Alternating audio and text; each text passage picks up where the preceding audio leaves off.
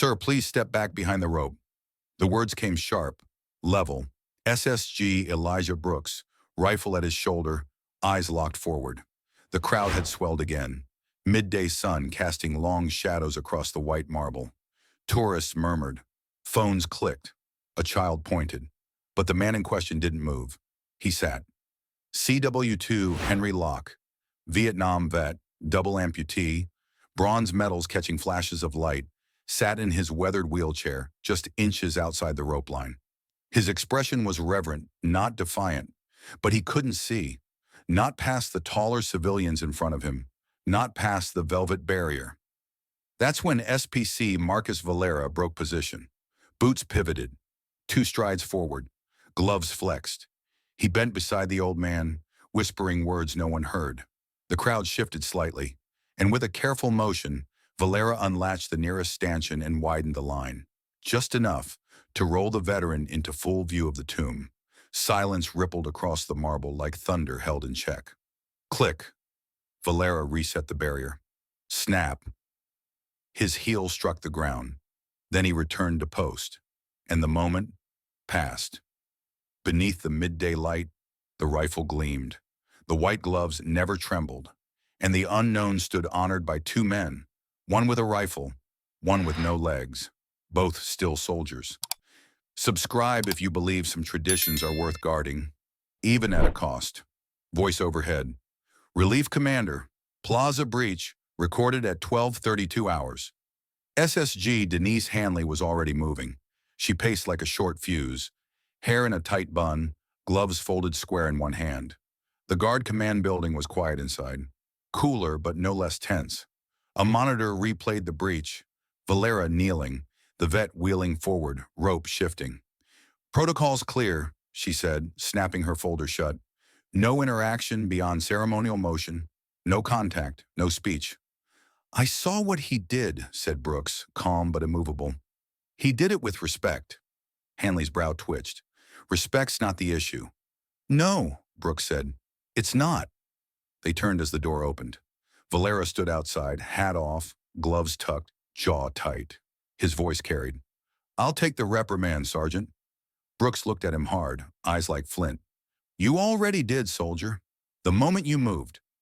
Back outside, the October wind shifted. Leaves rolled across the plaza. Locke had not moved from his place before the tomb. His head bowed slightly, lips whispering something no microphone could catch.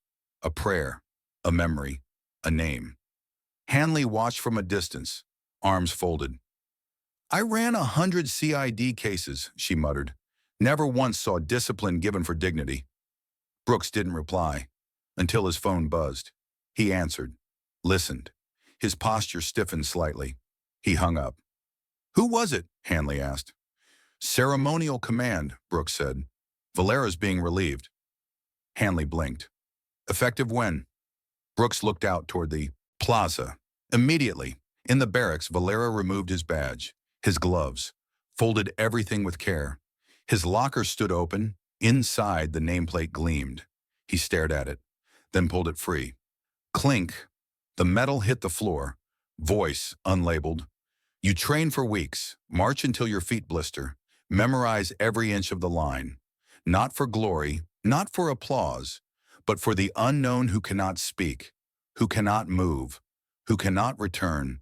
And when someone does return, broken, limping, wheeled into place, you do not ignore him. You honor him, even if the world forgets." Outside, the sky darkened. Inside, Hanley burst in. "Brooks!" He turned. Her face was stone.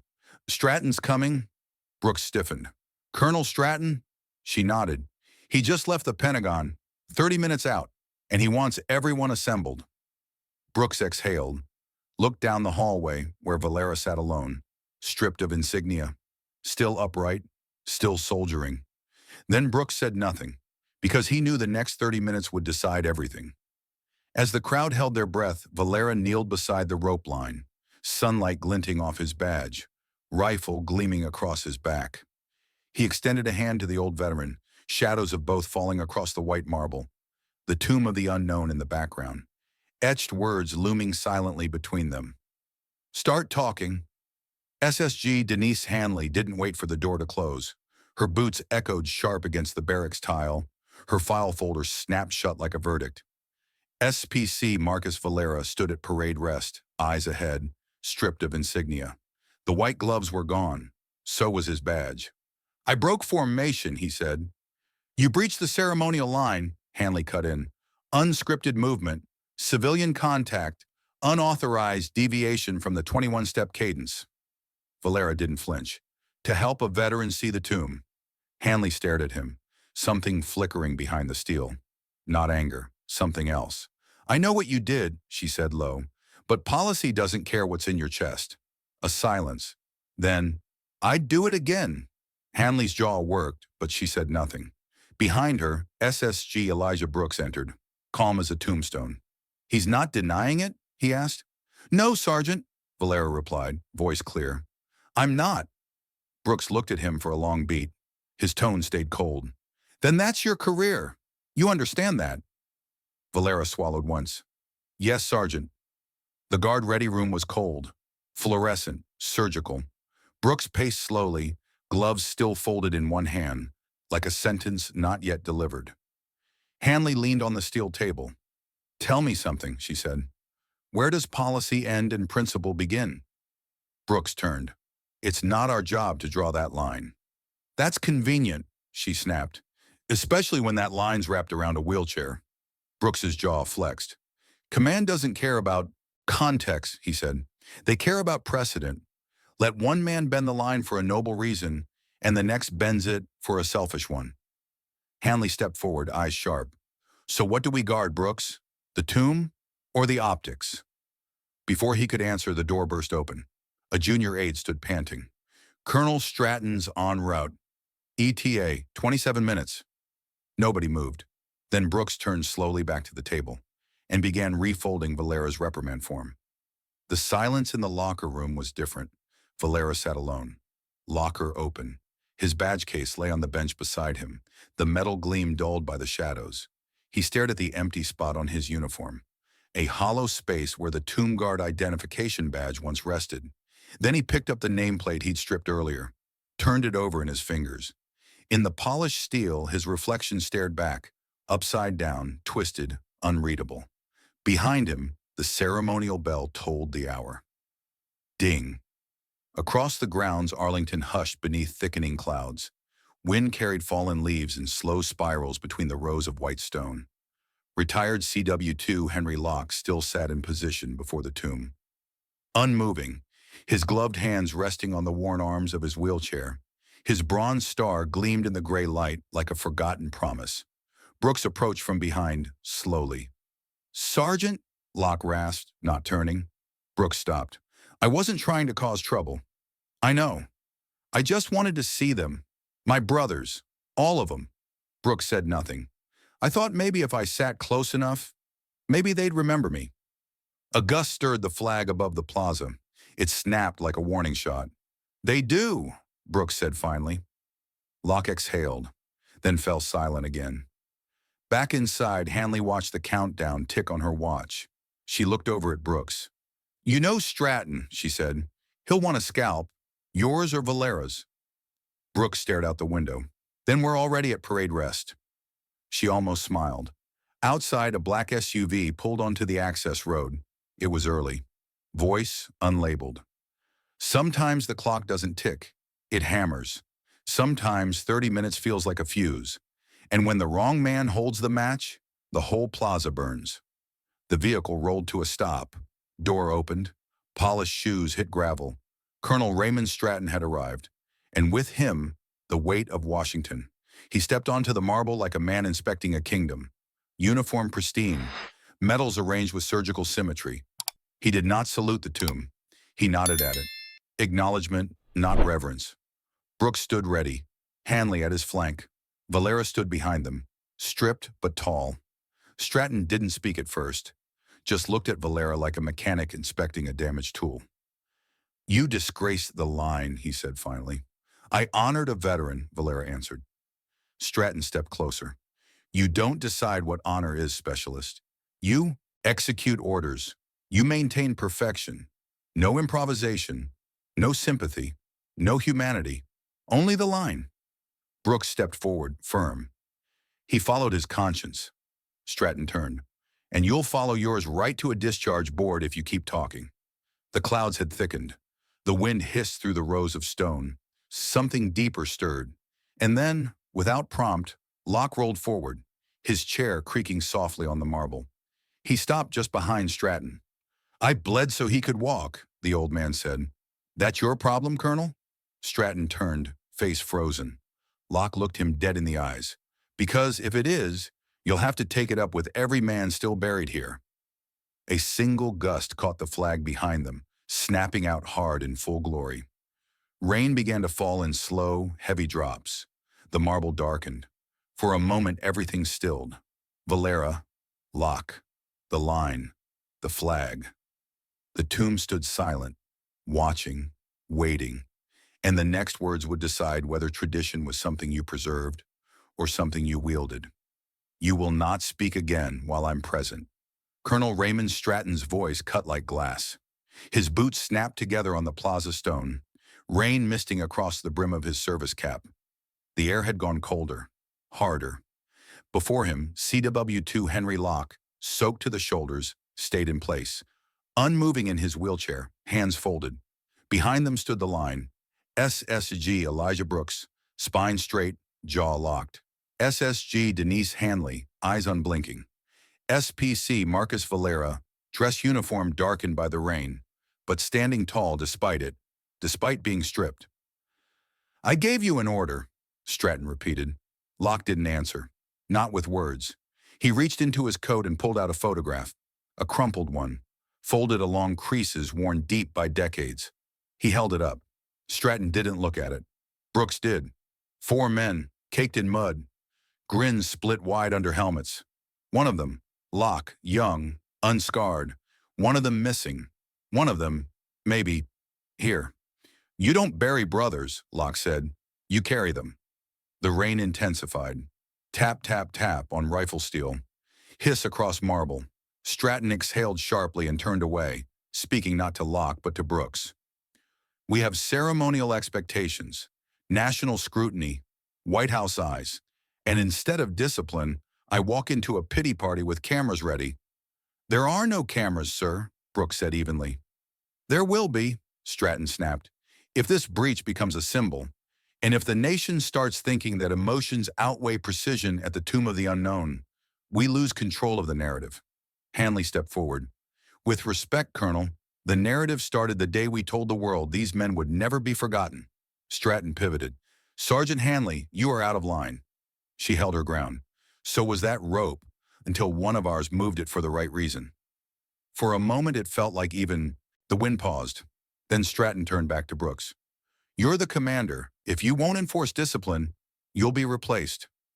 Brooks looked past him, toward the tomb, toward the stillness. The rain pooled slowly in the engraving. Here rests in honored glory an American soldier, known but to God voice, unlabeled. You can't salute legacy and step over truth. You can't guard honor by punishing those who show it. And if the cost of your perfection is the silence of conscience, then what exactly are you guarding? Bring the reprimand, Stratton said flatly. Valera didn't move. Brooks didn't either. Instead he spoke, quiet, firm. I will not sign it. Stratton blinked. What? I will not sign the reprimand, Brooks repeated. Not today. Not here. Not in front of him. He gestured toward Locke. Not in front of them. He gestured to the tomb. Stratton stepped forward, face tight. You'd risk your career? Brooks held his gaze. I'd risk more than that. And so did he. Stratton's lip curled. You just made a mistake, Staff Sergeant. No, sir, Brooks replied. I just didn't make yours. In the distance, a single bus of middle schoolers had arrived. They disembarked in hushed silence, corralled by chaperones who instinctively lowered their voices. The group stood still at the edge of the rope line, watching, waiting. The rain had not deterred them. Nothing moved but the flag, snapping louder now, full horizontal, defiant against the storm. Stratton turned away sharply, pacing to the far edge of the plaza. You think this is a story about a veteran? He said without facing them. But it's about protocol. It's about control. Discipline is what keeps the line perfect. Without it, we're just uniforms pretending at reverence. And with it, Locke rasped behind him, your uniforms forgetting who we buried. Stratton stopped, but he didn't turn around. Brooks stepped forward, not as a challenge, but as an anchor. Sir, he said, when I served in Fallujah, we buried a man named Deeks, shot protecting civilians. On his chest, the only thing we had was a Purple Heart and a note from his sister. He looked toward the tomb. That cross behind me could be Deeks, could be 10,000 like him, and if the only thing we guard here is distance, then we fail all of them. Stratton still didn't move, but something cracked. Not his voice, not his posture, his silence. It was too long, too unsure. He turned, his face unreadable. Then he nodded, barely. Dismissed. Valera didn't react, didn't smile, didn't sag in relief. He simply came to attention, a slow, perfect salute rising through the rain. Locke raised his hand too, crooked, slow, painful, the kind of salute that only comes from someone who earned it the hard way. The crowd behind the rope didn't cheer. They stood still, heads bowed, some with tears, some with hands on, hearts were some holding cameras they never lifted, the kind of silence that speaks louder than any order. That image stayed burned into the moment. Valera at attention, Locke at his side, both facing the tomb, both drenched, both unshakable. The flag behind them caught mid-snap, rain frozen in air, an eternal salute above the unknown. You should have signed it, Elijah. The chapel was dark, quiet. SSG Denise Hanley's voice echoed soft between old stone and oak. Candles flickered on the far wall, casting shadows across bronze nameplates. Names of the remembered. Names of the forgotten. SSG Elijah Brooks sat alone on the front pew, cover off, elbows on his knees. The reprimand lay beside him, unsigned, undefended. He didn't look at her. Do you remember the inscription above the tomb? He asked. Hanley stepped forward. Her boots made no sound on the velvet aisle. Here rests in honored glory, she said. No, Brooks said softly. The other one. He nodded to the wall behind the altar, chiseled into limestone, almost hidden in shadow. Duty, honor, country. I used to think they were ranked, Brooks murmured. Now I'm not so sure. Outside, the rain had slowed to a hush. Fog drifted between the headstones like breath held too long. SPC Marcus Valera sat alone in the ready room, rebuttoning his dress uniform. His nameplate had been reinstalled, polished, clean, but the badge was still gone. He stared at the empty space on his chest like it still burned. Hanley entered. No one's taking it from you, she said. It's already gone. Hanley crossed her arms. You moved for the right reason. He saw that. Everyone saw that. Valera looked up. But they didn't move with me. Hanley exhaled, sat beside him. That's the burden of being first, she said. You don't get applause, you get silence. He nodded once, then looked down. But silence doesn't mean wrong. In the administrative office, Brooks stood before the open safe. Inside, files, reprimands, service records. His hand hovered over the one marked Valera, Marcus A. He closed it, locked the safe, turned. Behind him, Hanley leaned in the doorway. You still have a choice. Brooks shook his head. Not anymore. Then make a new one. He stared at her. You're asking me to walk into fire. Hanley stepped closer. I'm asking you not to let another good soldier burn alone. Voice unlabeled. They train us to follow, to execute, to never question the line, but the strongest guards are the ones who know when to stand between the line and the orders. Not out of rebellion, but out of reverence. Back in the chapel, Brooks approached the altar. Slowly, deliberately, he removed his white gloves, folded them, then one by one he unpinned the insignia from his jacket. Unit crest, badge ribbon, nameplate. Each piece he set down on the cold wood. Then silently, he removed his cover and placed it on the floor, not out of shame, but as an offering. There he stood, bareheaded before the tomb's guiding words, stripped of all but conviction, facing something greater than rank. Later in the guard office, Stratton's aide entered, clipboard in hand. "Sir, Brooks hasn't returned the reprimand," he said. Stratton didn't look up. "Then he's made his decision." The aide paused. "We still proceeding with the Article 15? Stratton finally met his eyes. "No, we're escalating. A beat. Prepare DC orders. We're opening an inquiry." That night the rain cleared. Moonlight swept across the plaza in shards of silver. Valera stood alone on the black line. He wasn't guarding, just watching. Behind him, Locke rolled into view, quiet as memory. Valera didn't turn, just spoke. "Is it wrong that I still want the badge?" "No," Locke said. "Wrong would be wanting it for the mirror." They stood in silence. Then Locke added, "You didn't earn it today." Valera's head dropped slightly. Locke continued, "You earned it the moment you forgot it was on your chest." Back in the chapel, Brooks kneeled, hands clasped, eyes closed, not praying, deciding. Above him, 3 words carved in the stone glowed faint under the candlelight.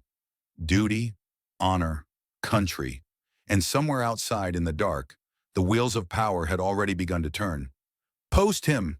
SSG Elijah Brooks's voice cut through the morning silence. The crowd on the plaza turned, tourists, veterans, students, camera crews. They hadn't been told there would be a changing today. Not like this. But there he stood, SPC Marcus Valera, full dress, razor sharp. Polished rifle at the ready, no badge on his chest. And beside him, CW2 Henry Locke, double amputee, bronze star gleaming, seated at attention in his wheelchair. The two of them moved in unison, not out of defiance, out of duty. Inside the admin office, alarms were going off. Not the siren kind, the career-ending kind. Colonel Stratton slammed his palm against the desk. "Who authorized this?" an aide stammered. "Sir, no one. Brooks he took command. The plaza's already assembled. Press is here." Stratton snapped his collar straight. "Get me on the field. Now!" The march began. Valera, rifle tight, gaze locked forward, boots striking stone with perfect cadence. Locke rolled beside him, left wheel forward, then right, in rhythm with the sentry's steps. One walked, one rolled, but both advanced together, side by side, across the sacred ground. The air was sharp. Sunlight cut through the last of the morning fog. Flags whipped above. Not a single soul spoke, not even the birds. Voice, unlabeled. We bury them nameless, but we remember them with names in our hearts. We guard their memory with silence, but sometimes silence must break to protect what matters most, because there are moments when the unknown becomes known to all who are watching. Brooks watched from the side, gloves folded, cap under his arm, his career already under review, his name already whispered behind closed doors. But in this moment, he stood still, still as the line, still as the tomb. Stratton burst onto the plaza, aides in tow. "Stop them," he barked. "This is not approved. This is insubordination." But no one moved. Not the handlers, not the guards, not the public. Even the press held their breath, lenses up but unmoving, because what they were seeing didn't need commentary. It needed reverence. Valera reached the center of the black mat. He halted, shouldered arms, executed an immaculate facing movement. Locke wheeled forward another few feet, then stopped and saluted. Tears welled in the eyes of strangers, and from the crowd, a ripple moved. Veterans raising hands, civilians following, one by one, not by command, but by example. Stratton stepped forward again. "This isn't your decision, Brooks." Brooks turned to him, voice like granite. "It never was ours. It was theirs." The flag snapped hard in the wind, caught in full extension like it had waited for this moment all morning. The sun struck the white marble, and in the silence even the inscription seemed to glow. "Here rests in honored glory an American soldier, known but to God, and beside it, a young soldier without a badge, and an old soldier without legs, both standing guard, together." The moment ended without applause. No anthem, no speech, just the sound of retreating steps. 21 counted, deliberate, reverent. Locke wheeled back on his own. Valera did not help him. That, too, was respect. Later that evening, Brooks received the call. He was to report to D.C. for formal inquiry. He nodded once. Understood. He hung up. Subscribe if you believe duty means standing up even when it costs you everything. Share this if you believe we guard the tomb not just with steps, but with courage. Because this story is no longer just about a badge. It's about who we are when no one knows our name. It's about what we stand for when no one is watching.